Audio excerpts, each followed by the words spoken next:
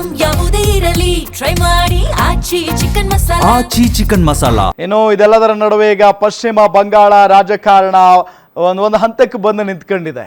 ಇವತ್ತಿನಿಂದ ಅಲ್ಲಿ ಕೇಸರಿ ಯುಗ ಆರಂಭ ಆಗ್ತಾ ಇದೆ.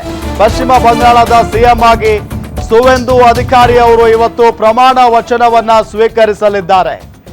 ಸುವೆಂದು ಅಧಿಕಾರಿ ಇವರ ಬಗ್ಗೆ ರಣರೋಚಕವಾದಂಥ ಸ್ಟೋರಿನೇ ಇದೆ. ಇವರು ಮುಂಚೆ ಕಾಂಗ್ರೆಸ್ನಲ್ಲಿದ್ದಂಥವರು, ಅದಾದ ನಂತರ ತೃಣಮೂಲ ಕಾಂಗ್ರೆಸ್ಸಿಗೆ ಬರ್ತಾರೆ. ಅದಾದ ನಂತರ ಇವರು ಅಂದ್ರೆ ದೀದಿಯವರ ಬಲಗೈ ಬಂಟ ಅಂತ ಹೆಸರುವಾಸಿಯಾಗಿದ್ದಂಥ ವ್ಯಕ್ತಿ ಇವರು.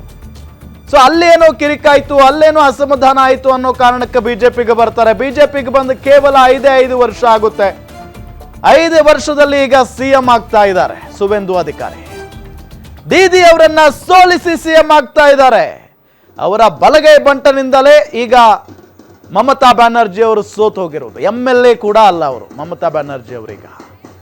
ಸೊ ಹಾಗಾಗಿ ಸುವೆಂದು ಅಧಿಕಾರಿ ಅವರನ್ನ ಈಗ ಸಿಎಂ ಸ್ಥಾನಕ್ಕೆ ಕೂರಿಸುವುದಕ್ಕೆ ಬಿಜೆಪಿ ನಿರ್ಧಾರ ಮಾಡಿದೆ. ಸೊ ಇವತ್ತಿನಿಂದ ಕೇಸರಿ ಯುಗ ಪಶ್ಚಿಮ ಬಂಗಾಳದಲ್ಲಿ ಶುರುವಾಗುತ್ತೆ. ಪ್ರಮಾಣ ವಚನವನ್ನ ಸ್ವೀಕರಿಸಲಿದ್ದಾರೆ ಸುವೆಂದು ಅಧಿಕಾರಿ. ಇಂದು ಬೆಳಗ್ಗೆ 11 ಗಂಟೆಗೆ ಪ್ರಮಾಣ ವಚನ ಸ್ವೀಕರಿಸಲಿದ್ದಾರೆ.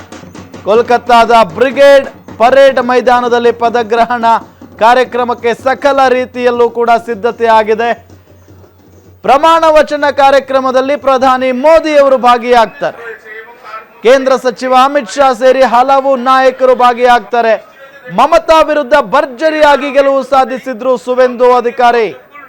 ಸುವೆಂದು ಪ್ರಮಾಣ ವಚನ ಹಿನ್ನೆಲೆ ಈಗ ಇಡೀ ಕೋಲ್ಕತ್ತಾ ಒಂದು ತರ ಕೇಸರಿಮಯವಾಗಿಬಿಟ್ಟಿದೆ. ನಿನ್ನೆ ಅಮಿತ್ ಶಾ ಬಂದು ಸುವೆಂದು ಅಧಿಕಾರಿಯ ಹೆಸರು ಘೋಷಣೆ ಮಾಡುವವರೆಗೂ ಕೂಡ ಸಿಕ್ಕಾಪಟ್ಟೆ ಕುತೂಹಲ ಇತ್ತು, ಯಾರಾಗ್ತಾರೆ ಮುಖ್ಯಮಂತ್ರಿ ಅಂತ ಹೇಳಿ. সরকার থেকে বলা হলো, নতুন সরকার থেকে বলা হলো, কারণ এটা বাঙালির সংস্কৃতি।